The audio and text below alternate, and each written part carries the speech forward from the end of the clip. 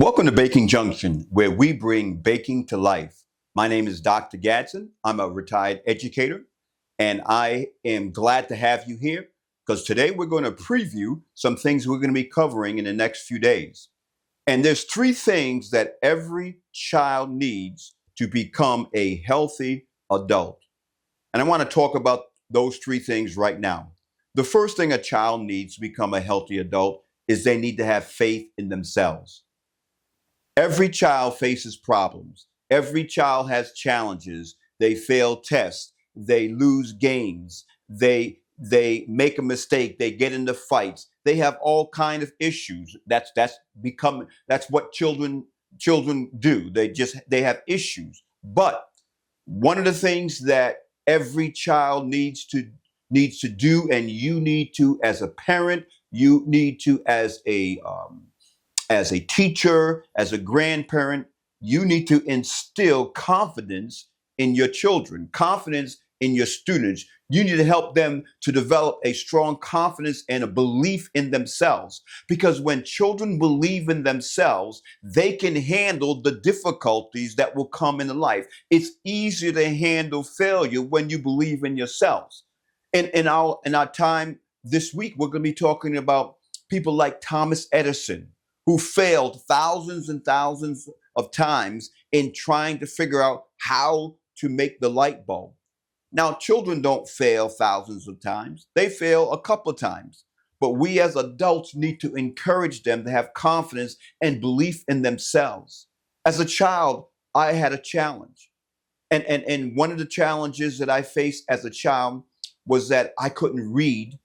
I remember in the reading circle, the kids were reading in their books and it was getting closer and closer to me. And I remember that knot in my throat, that frog that they called with my throat. And then tears began to stream down my eyes because I knew that whatever was on the page, I couldn't read.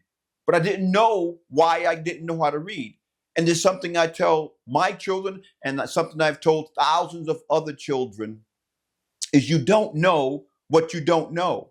I thought I was dumb. I thought I was retarded. Retarded was the word when I was coming up. Kids laughed at me because I didn't know how to read, but I didn't know I was dealing with a challenge.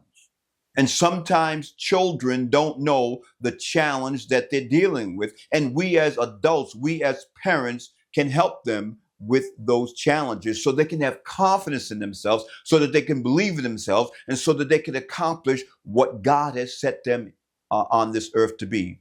I wrote a book on the challenge that I faced, and I think the word is endure, but I encourage you to come and join with us on a journey as we talk about how, as parents and teachers, we can help children to have confidence in themselves, faith in themselves. The second thing that parents and teachers and adults need to help children with is to have faith in God. Every child needs to have a moral compass. And what is a moral compass? A moral compass is something to give direction for that child to go in when the parent is not around. Children are away from parents most of the time during the day. They're in a school situation, and they need to know the difference between right and wrong. They need to know what direction to go, what choices to make. And faith in God is a very important foundation that every child needs to have. And so as the adults, as the teachers, as the parents in that child's life, one of the best things to help that child develop their faith in God is the Bible. The Bible is the best book to help teach faith. Why? Because it's God who wrote the Bible. And he wrote the Bible to help people to believe and to trust in him. And we'll be talking about several stories about people in the Bible and the faith challenge they had. One of the people we'll be talking about is David and the challenges that David faced. As a child, David was a shepherd boy. And one day he was sent by his father to go check on his brothers. And when he went to go check on his brothers, he heard this giant in the field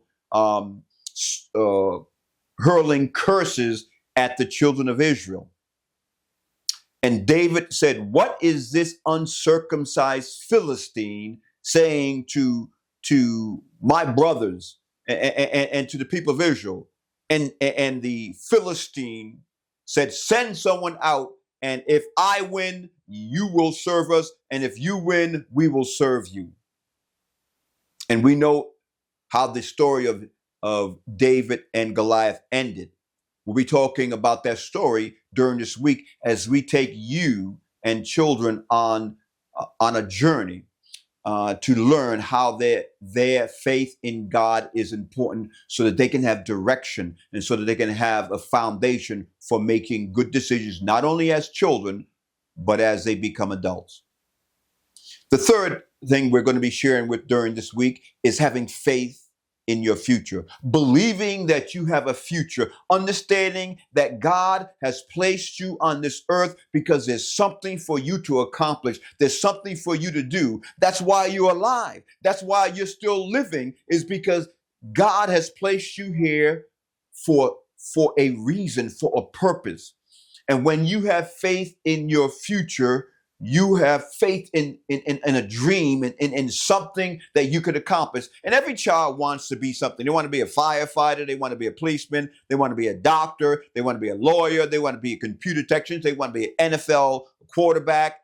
Every child has big dreams, and we need to encourage children to dream, and to dream big, and to believe in a future. So many children and so many young people don't have any thought about what the future is, because they look at the world, and the world seems to be going to hell in a handbasket, as they might say. But in our time at Baking Junction, we'll be sharing with children how they can have faith in their future.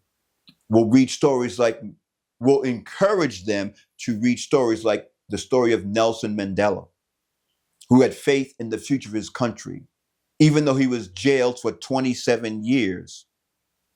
But when he came out, he became the president of South Africa, a segregated country, and he cast out the apartheid. And just like Nelson Mandela, children can have faith in their future. They can become the next president, the next congressman, the next person to make big changes in this world, in this country, in their community. We'll encourage them to read books like Oprah Winfrey, who grew up out of poverty and is now a billionaire. And everyone has probably seen her shows and seen the great things that she has done. And so in the next couple of days, we'll be talking at length about having faith in yourself, having faith in God, and having faith in your future. And we want to, again, welcome you to Baking Junction, where we bring baking to life. All aboard for Baking Junction.